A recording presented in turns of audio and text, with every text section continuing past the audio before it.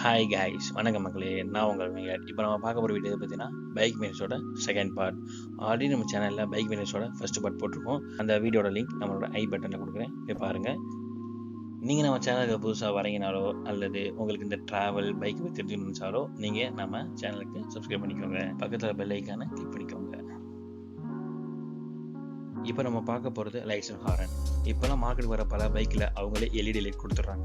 ஆனால் பழைய பைக்லலாம் கரஜன் லைட் தான் மோஸ்ட்லி கொடுப்பாங்க. ஸோ நம்ம வெளியே தான் அதிகமாக வெளிச்சம் தர லைட்டோ இல்லை அதிகமாக சவுண்ட் தர ஹார்னோ செட் பண்ணுவோம். அப்படி பண்ணுறப்ப லைட்ஸ் அண்ட் ஹார்னோட வாட்ஸ்அப் பார்க்கவே மாட்டோம். ஆனால் கண்டிப்பாக வாட்ஸ்அப் பார்க்கணுங்க. ஏன் பார்க்கணும்னு சொல்கிறேன்னா, நம்ம பார்க்காம அதிகமாக வாட்ஸ்அப் லைட்டோ இல்லை ஹார்னோ செட் பண்ணோம்னா வண்டியோட பேட்டரி பர்ஃபார்மன்ஸ் குறையுங்க, எலக்ட்ரிக்கல் ரெகுலேட்டர் பாதிக்கும்.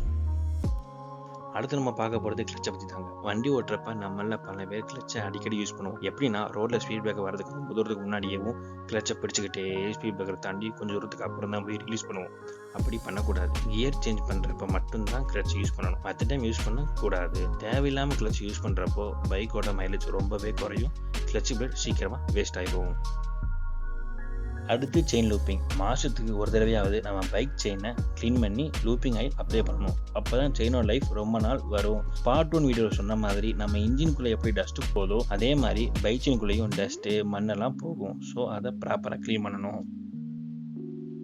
அடுத்ததான் மைலேஜ். நம்ம வண்டி புதுசாக வாங்குறப்போ கம்பெனி தரப்புலேருந்து ஒரு மைலேஜ் சொல்லுவாங்க. ஆனால் நம்ம வண்டி டிரைவ் பண்ணுறப்ப அந்த அளவு மைலேஜ் கிடைக்காது. நீங்கள் நினைக்கலாம் அவங்க எக்ஸ்ட்ரா மைலேஜ் சொல்லி பைக்கை சேல் பண்ணுறாங்கன்னு. பட் அவங்க மைலேஜ் கால் பண்ணுறது பைக் எக்கானமி ஸ்பீடில், அதாவது 30 to 50 கிலோமீட்டர் ஸ்பீடுக்குள்ளே ட்ரைவ் பண்ணுறப்ப கிடைக்கிற மைலேஜ். பட் நம்ம ட்ரைவ் பண்ணுறப்ப ஸ்பீட் எக்கானமியை விட இன்க்ரீஸ் அண்ட் டிக்ரீஸ் ஆகிறதுனால தான் அவங்க சொல்கிற மைலேஜ் நம்மளுக்கு கிடைக்க மாட்டேங்குது. முடிஞ்ச வரைக்கும் எக்கானமி ஸ்பீட்லேயே போங்க. தேவைப்படும் போது மட்டும் ஸ்பீடை இன்க்ரீஸ் அண்ட் டிக்ரீஸ் பண்ணுங்கள். அப்போ தான் நம்ம எதிர்பார்க்குற மைலேஜ் பைக் கண்டிப்பாக கொடுக்கும்.